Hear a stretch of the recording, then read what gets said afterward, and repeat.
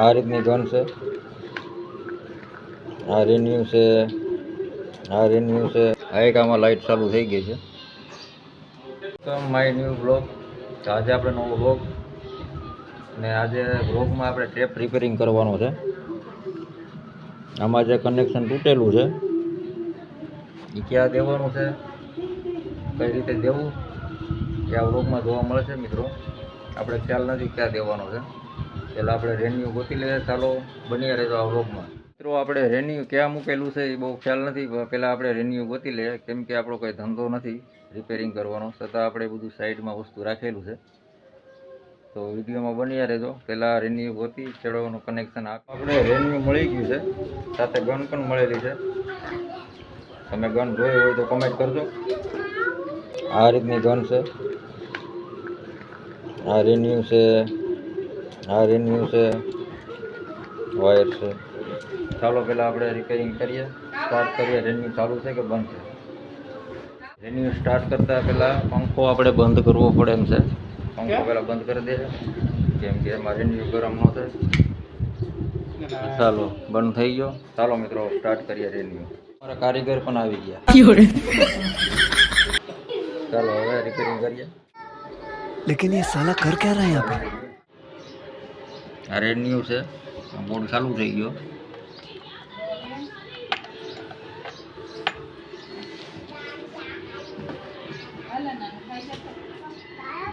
પાસે 2 થી 3 રેનિયા છે. એમાં કઈ ચાલુ છે એ જોઈએ.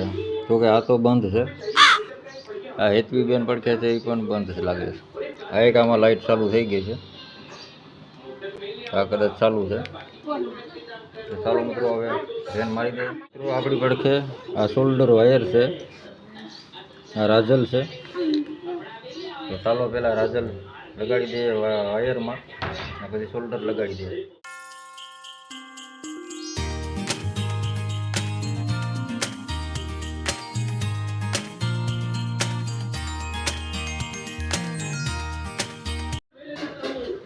આ રીતનો વાયર લાગી ગયો મિત્રો.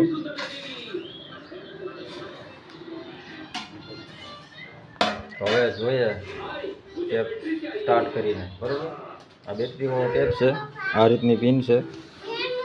ચાલો આ છોકરો રિક્ષાનો ટેપ છે. ચાલો હવે ટ્રાય કરી લઈએ સ્ટાર્ટ થઈ ગયો છે કે નહીં. આપણે જે ટેપ હતો એ ભાઈબંધનો હતો. તો ચાલો આપણે જોઈએ. અહીંયા ફિટિંગ લોકો કરી દીધેલું છે ભાઈબંધે. તો આપણે ટ્રાય કરીએ ચાલુ થઈ ગયો છે કે નથી થયો. મિત્રો આપણે ફાઇનલી જે ટેપ રિપેરિંગમાં હતો એ આપણે રિક્ષામાં હાલમાં તો ફિટિંગ થઈ ગયેલો છે. અને જે સકડો રિક્ષા આવે એમાં ફિટિંગ છે. રિક્ષાની બે બાજુ સ્પીકર છે. હમણાં હાલમાં તો ઉપર રાખેલો છે ટેપ. અને આ રીતે આની પિન આપેલી છે, અને અહીંયા સ્વિચ આપેલી છે ઓન ઓફની. તો હાલમાં તો ચાલુ છે મિત્રો. આ બધું આ રીતનું વાયરિંગ છે. તો આપણે કામ જે કંઈ કર્યું એ સક્સેસ થઈ ગયું મિત્રો ફાઇનલી. ફરી મળીશું આપણે આવા જ બ્લોગમાં.